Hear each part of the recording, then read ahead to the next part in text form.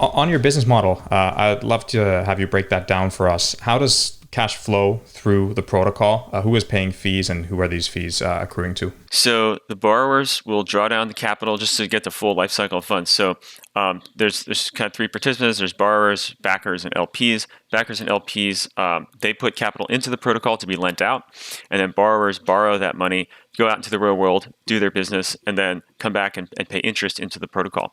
And so when they pay that interest back into the protocol, they 10% of the interest goes to the community treasury.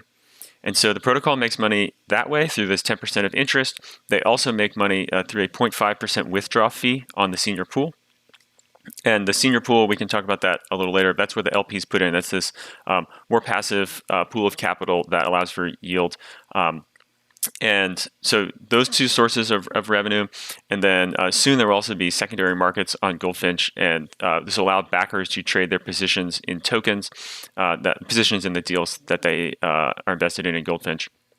And the Goldfinch protocol likely takes some revenues on that. So Goldfinch is already making over 100K a month in USDC revenue. Okay, so the majority of fees paid is the interest that borrowers pay to lenders, of which you then take a cut that we can see here as protocol revenue.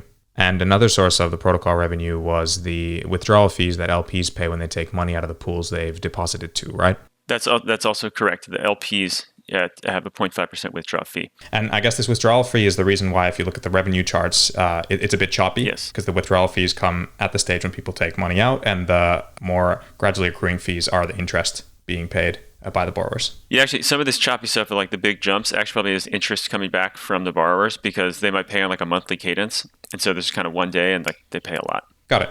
And if we look at the revenue shares right now between the protocol and supply side participants, are there any changes expected to this in the future, or will the percentages stay the same?